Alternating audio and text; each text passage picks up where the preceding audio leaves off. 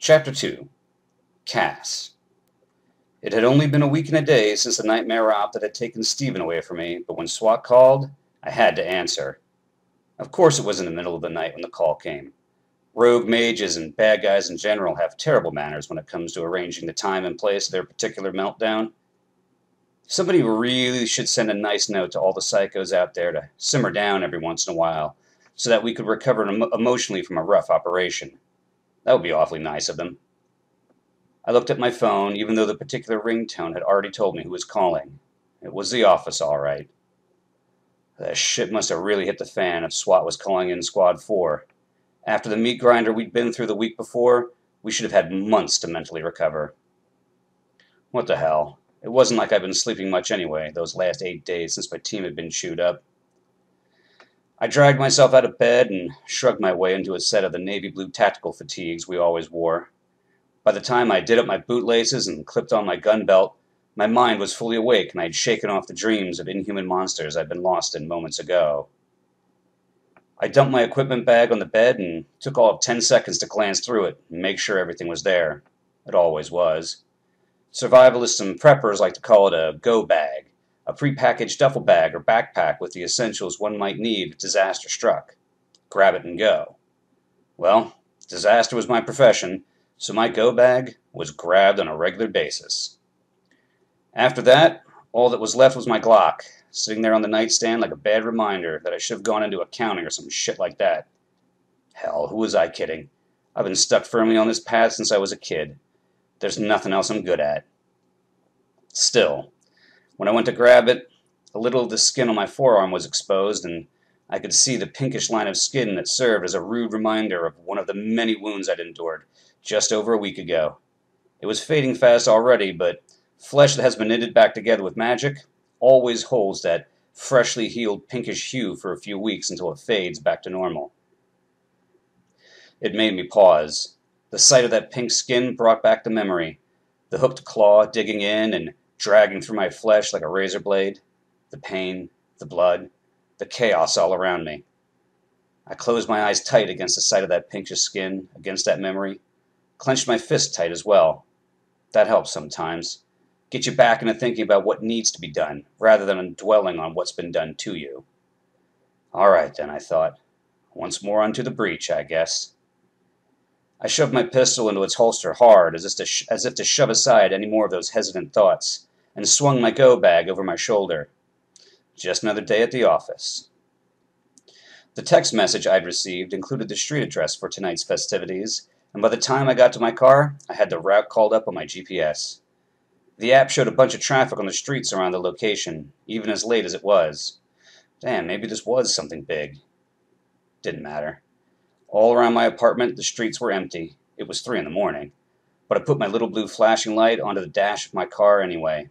Safety first. Now that I was moving, I plugged my phone into the car, and the last podcast I've been listening to automatically kicked in and started playing over the speakers. It was a new one I was trying out, a younger former MMA fighter and an older stand-up comedian talking about this and that. This time, they were talking about magic. Yo, all I'm saying, B, the younger guy said, is being able to toss a lightning bolt will be pretty dope. The older man laughed a little. Well, yes, but let's think about this for a second. Okay, for starters, think about the talent it takes for a person to be able to perform a trick that powerful. Think of the years and years of training, and that whole time, you never know whether or not you're going to be able to do it. Yeah, but... No, think about this. Think about, let's set aside lightning bolts or something splashy like that. Even a simpler trick. It takes these mages years and years of study and practice every day, and a lot of them never progress beyond being able to do even the lowest levels of tricks. Still, I'm saying, hang on, I want you to think about this. Let's say you do decide to study magic. Let's say you show some aptitude early on. They are testing in all the public schools now. Yeah, I remember doing that as a kid. They made us hold these metal handles and look at that weird painting thing.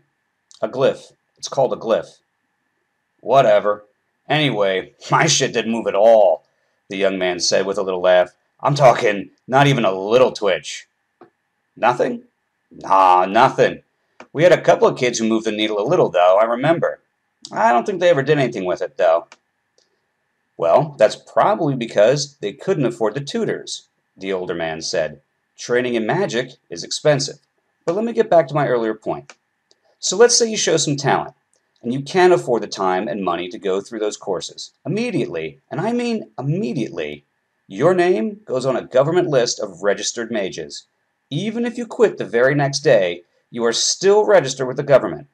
For life. That's messed up, B. Like Big Brother shit. Little bit, maybe, but magic is dangerous.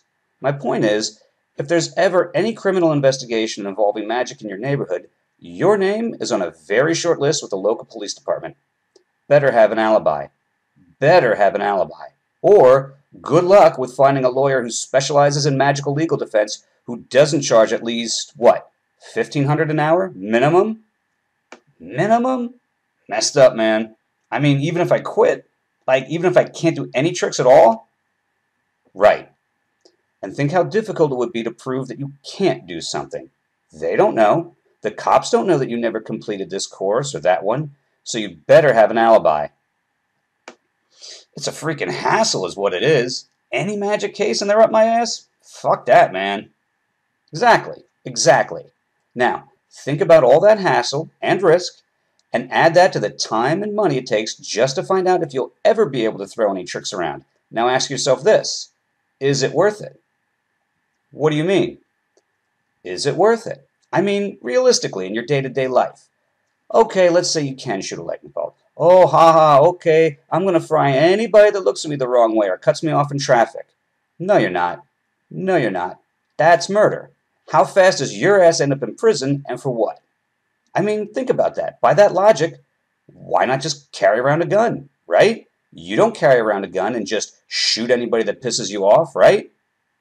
True. Or how about this? You're a trained professional MMA fighter and a big boy.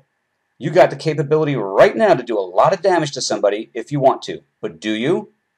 No, man, you know me. I'm a pussycat outside the ring. I don't like violence. Like, if you and me agree to have a match, I'll beat your ass, but you're not a psycho. You're a decent person. Right. So, this is my point. We all see these mages do these crazy things, but in reality, in a practical sense, most magic isn't all that useful in your day-to-day life. It doesn't solve a lot of problems, and I think that's why more people don't go to all the trouble of studying it.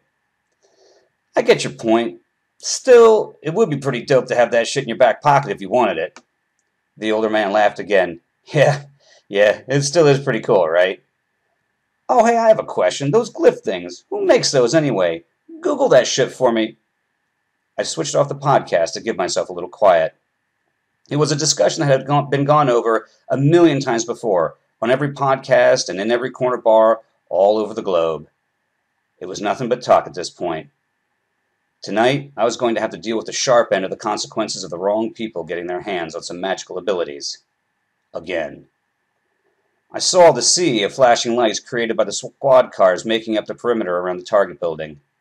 I flashed my badge to one of the uniforms who was directing traffic away from the perimeter, made my way as close as I could to the moat of flashing lights, and parked. I gave myself one more second to get centered before getting out of the car. It was deja vu all over again. This is how it always went with SWAT. Something wacky goes down, the uniforms respond to see what's up, they get clobbered by something horrible and fall back to set up a perimeter. Then my phone goes off with a very distinctive ringtone, and I reach for my go bag. All right then, I said to nobody in particular, and got out of the car to wade into the chaos. It wasn't until I reached the wide parking lot in front of the office building that it finally clicked into place exactly where I was. I had to let out a bitter little laugh. About time it came around to bite them in the ass, I thought. In front of the building was a cement blocker identifying it in glittering steel letters. Revival Technologies, Incorporated.